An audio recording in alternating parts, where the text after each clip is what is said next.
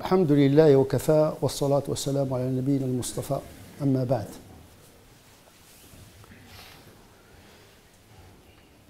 En tant que croyants, nous savons que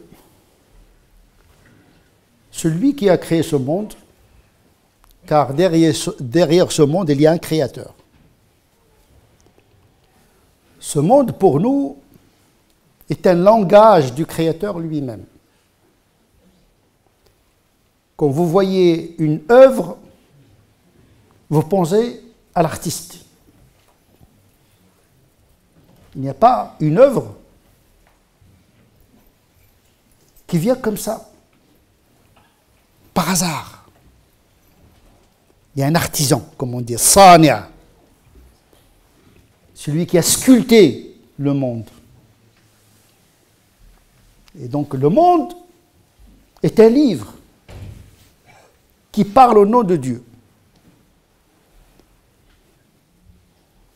C'est pour cette raison que le Coran attire souvent notre attention.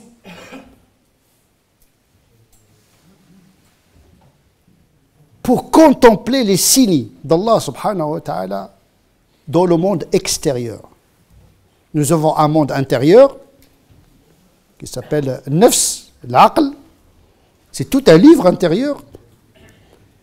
Mais nous disposons également d'un livre que nous percevons, que nous comprenons. Du moins, nous essayons de le comprendre. Eh bien, Allah subhanahu wa ta'ala, il a créé ce monde avec des lois. Des lois qui tiennent le monde en équilibre. On peut appeler ça des lois de hidayah. Chaque atome sait ce qu'il a à faire. Chaque molécule, elle respecte ses lois atomistiques et chimiques. Chaque cellule, elle sait comment fonctionner. Et s'il y a pathologie dans le monde, c'est pour indiquer la perfection du Créateur. Car sans le manque, vous ne pouvez pas avoir la notion de la perfection. Et donc c'est un monde qui est parfait avec un manque programmé. Puisqu'il y a des lois, il y a des exceptions à ces lois-là. Pour dire que celui qui a créé le monde n'est pas soumis à ces lois.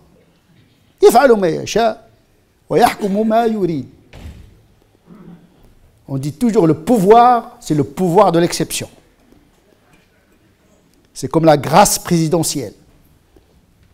Un qui est condamné à mort, eh bien, le président peut le gracier. Ana uhyi wa umit, comme disait Namrud. Un qui est condamné à mort, deux condamnés à mort, il dit voilà, je gracie celui-ci. Donc, je lui donne vie. En vérité, c'est une imitation du modèle divin. Voilà. Toute la philosophie politique, en réalité, s'inspire de la théologie politique. Et donc, il y a la création, il y a des lois, il y a ce qu'on appelle les miracles, c'est-à-dire des phénomènes qui ne s'intègrent pas dans une théorie scientifique. On dit là, il y a un problème, on n'arrive pas à l'expliquer, donc on dit un miracle, parce que c'est une exception. Parce que le Créateur, il a prévu ce manque, et parfois ces mutations, et ces exceptions. Le monde nous parle de Dieu. On ne peut pas faire de la théologie si on ne se penche pas sur les phénomènes du monde. Eh bien, Allah subhanahu wa ta'ala, il a déposé des lois. Si on ne les respecte pas, eh bien, nous en subissons les conséquences. Aujourd'hui, on intervient dans la nature, mais parfois à nos dépens. On perturbe l'équilibre de la nature et on découvre qu'on a fait fausse route parce qu'il y a une loi que nous n'avons pas respectée. Aujourd'hui, il y a des avances en matière de la génétique moléculaire. On est en train d'intervenir au niveau du vivant à un niveau très inquiétant, un niveau moléculaire très inquiétant, une domination de l'homme à un niveau moléculaire. On est capable de modifier l'humain, alors qu'on est invité à réparer l'humain. La médecine, elle répare. La pathologie, elle est là pour être réparée, comme un prolongement de l'action de Dieu dans le monde. Puisque l'homme, khalifa, Dieu est vicaire, il est là, c'est pour continuer l'œuvre de Dieu. Il lui a rendu toute la nature disponible. Il a rendu ce qu'il y a dans les cieux et dans la terre disponible. Mais attention, contrairement à la version de l'Ancien Testament, il ne s'agit pas de dominer le monde, d'assujettir le monde. Taskhir, ça veut dire qu'il y a un respect. Il ne s'agit pas d'avoir un rapport de domination, mais un rapport intelligent avec la nature. Réparer sans trop modifier, parce que toute modification de l'équilibre de la nature, il pourrait avoir des conséquences néfastes.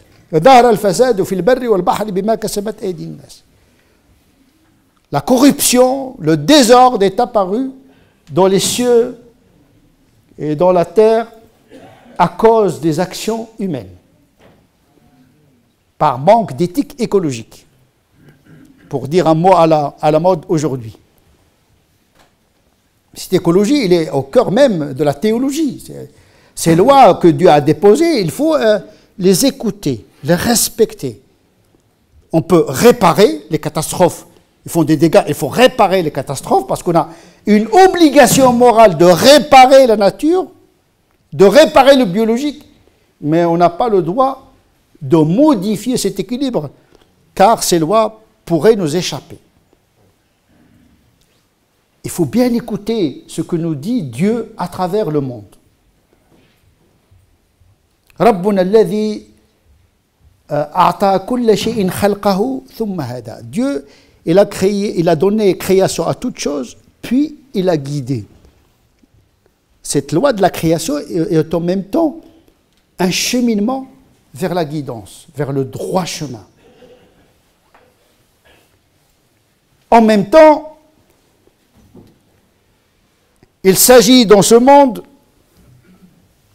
d'un être qui est rebelle, capable de désobéir à ses lois. L'atome obéit. Loi de Newton, loi d'Einstein, loi de la mécanique quantique, peu importe, mais il obéit à une loi, selon la théorie physique en question. Même le désordre apparent est une loi, ce qu'on appelle le chaotisme, ou bien le principe d'incertitude. Mais ce sont des lois, mais qu'on n'arrive pas à intégrer dans une équation. Mais on sait qu'il y a une loi. Et cette loi, on peut la connaître, on peut l'apprendre, mais il faut respecter quand il s'agit d'intervenir dans la matière, que ce soit inerte ou vivante.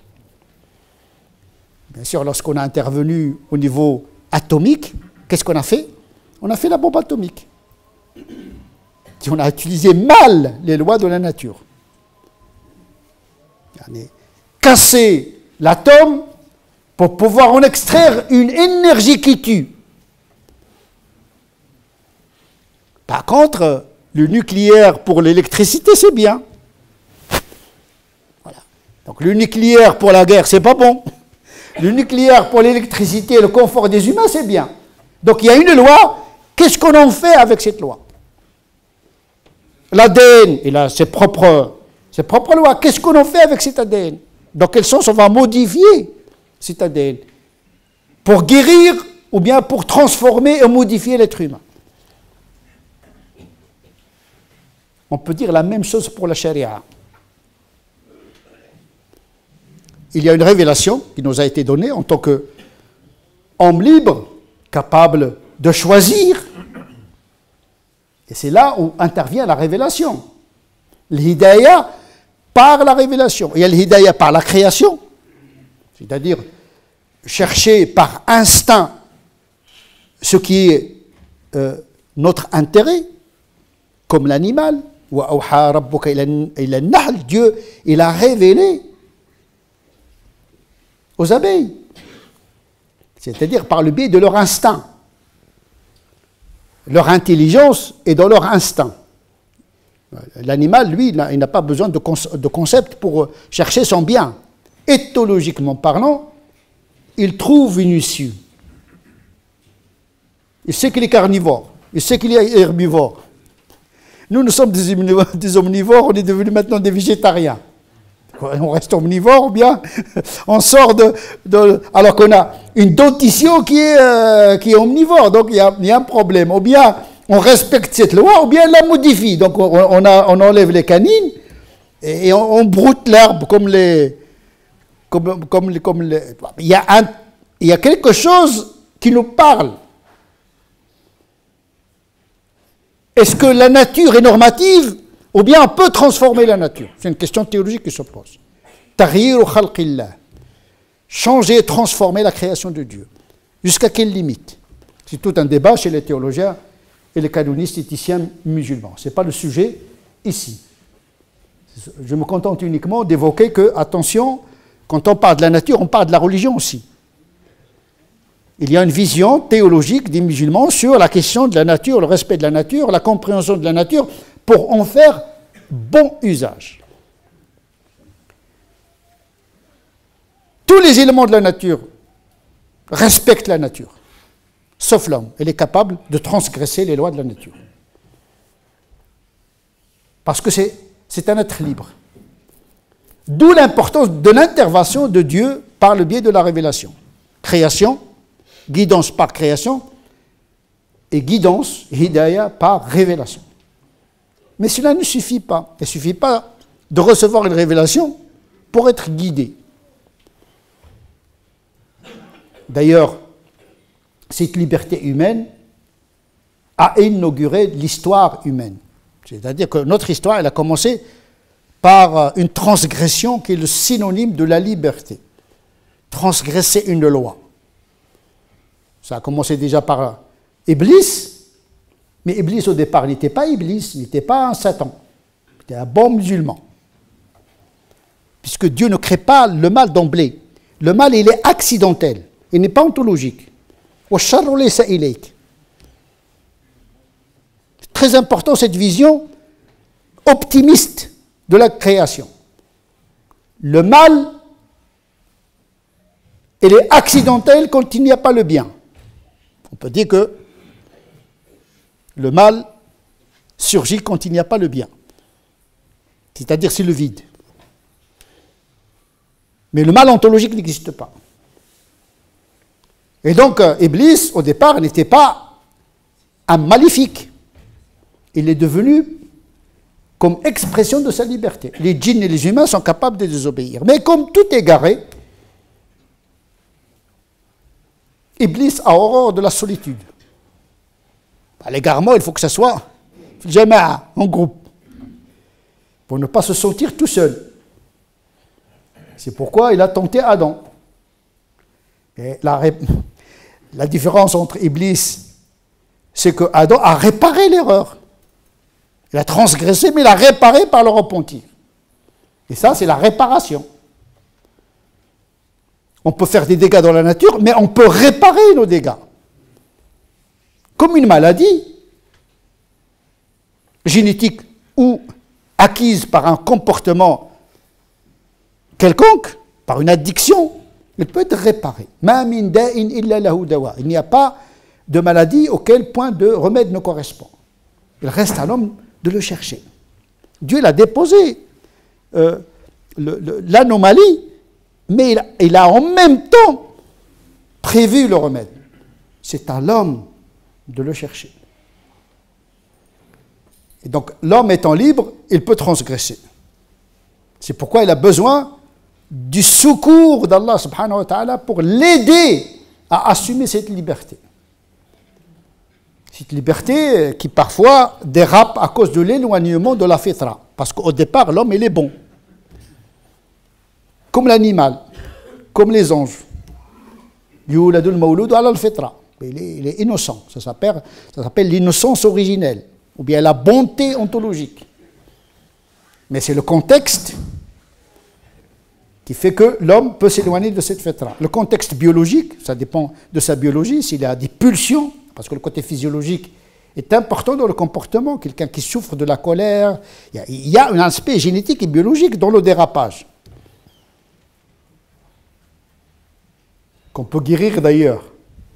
Il y a la psychiatrie, il y a des molécules qui peuvent justement réparer les comportements physiologiques, organiques, ou même des dysfonctionnements mentaux.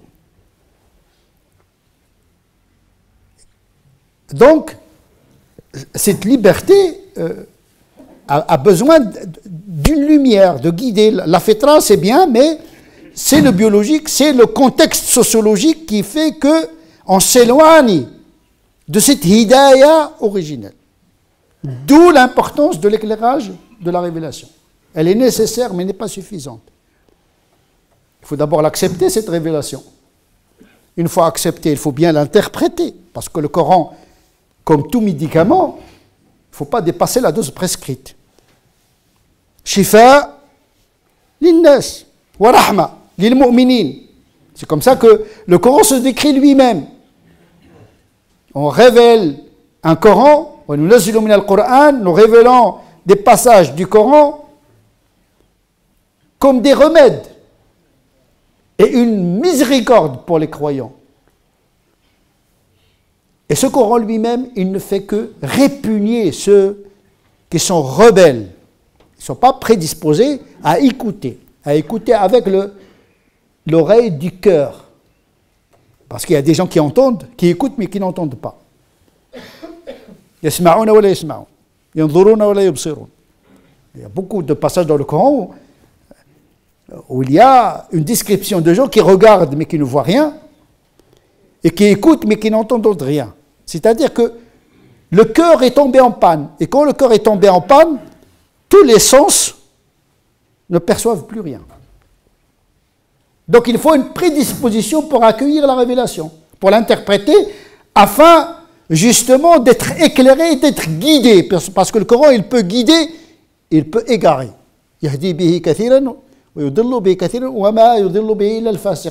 C'est-à-dire en réalité, ce Coran, il ne fait qu'éloigner les gens qui sont injustes. Donc, d'abord, la justice est dans le cœur de l'homme avant qu'elle soit dans le texte. C'est très important parce que beaucoup de musulmans disent « Je suis dans la guidance ». Oui, tu es dans la guidance, mais tu peux être légalement dans la guidance. Parce que tu peux tuer quelqu'un au nom de cette guidance. Tu peux utiliser une vérité pour tuer les gens. Le Coran, c'est une vérité, mais on peut utiliser le Coran pour prendre l'argent de celui-là, pour tricher, etc., comme le font un certain nombre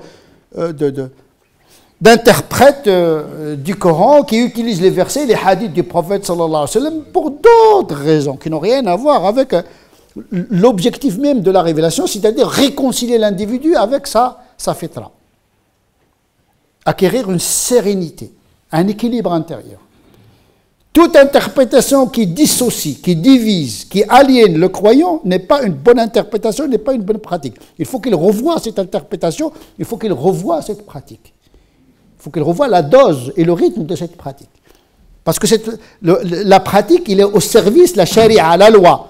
Il y a la loi naturelle, il y a la loi révélée, mais la loi révélée, elle est au service du croyant. Comme la nature est au service de l'homme. C'est-à-dire que la nature, elle est pour l'homme, la charia également, elle est pour l'homme. Il faut en faire un bon usage de la nature et de la loi révélée.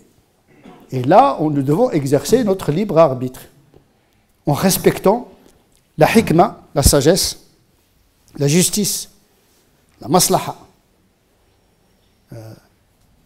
Sinon, toute lecture, toute pratique attribuée à l'islam n'est pas conforme à la notion de l'hidayah. Parce que l'hidayah, c'est le Coran yahdi. Mais oui, mais yahdi man. Il guide qui? Et donc c'est un cheminement vers la guidance, en réalité. Comme nous l'homme, il cherche toujours les lois de la nature pour mieux utiliser la nature. Il y a ceux qui étudient la nature pour en faire un mauvais usage.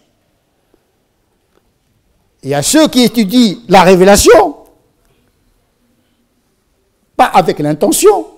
Il y en a certains qui ont l'intention de cracher la haine sur le monde. Ils ont trouvé l'islam comme une idéologie qui sécrète la haine. Parce qu'aujourd'hui, j'ai l'impression que les musulmans, ils ont transformé leur religion comme un bouclier ou bien comme un glaive contre les non-musulmans. Mais l'islam n'est pas venu pour créer la division entre les humains. Réconcilier le musulman avec lui-même, avec sa communauté, avec l'humanité, avec la nature, c'est l'équilibre. C'est ça au départ. Sauf si on est attaqué, mais quand on est attaqué, on n'a même pas besoin de charia. Même l'animal, quand il est attaqué, il se défend. Légitime défense, c'est une loi naturelle que le Coran n'a fait que souligner. Il n'a pas fait de la guerre un maqsid, une finalité. Le musulman doit combattre, il doit combattre jusqu'à l'infini. Mais c'est cette religion qui déclare la guerre contre le monde. C'est une fausse lecture.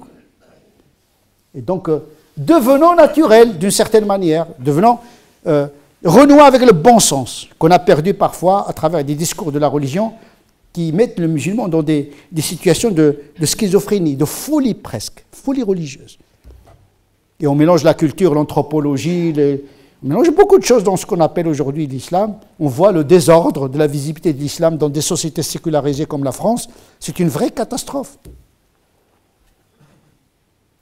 Tout le monde parle de l'islam aujourd'hui. Les rappeurs, les dealers, on a même les hijabeuses, les football, le foot avec des trucs bizarres, un foulard avec un pantalon serré, même on va voir dans la piscine aussi un foulard avec un maillot de bain.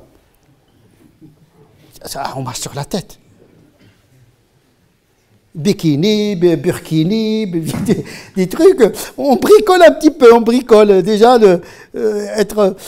voilà, on se permet de voir les gens nus et on se couvre pour être parmi les. À un moment donné, il faut garder un peu de bon sens.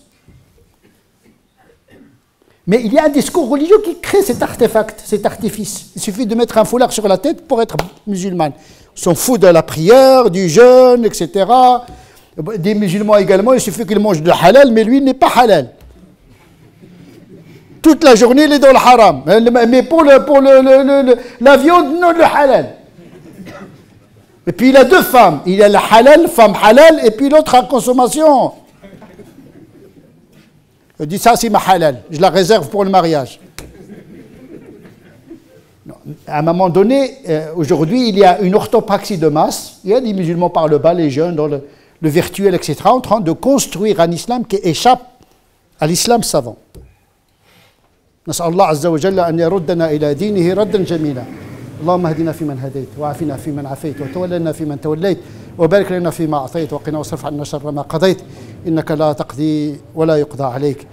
اللهم ربنا آتنا في الدنيا حسنة وفي الآخرة حسنة وقنا عذاب النار. اللهم ربنا آتنا في الدنيا حسنة وفي الآخرة حسنة وقنا عذاب النار. اللهم ربنا آتنا في الدنيا حسنة وفي الآخرة حسنة وقنا عذاب النار.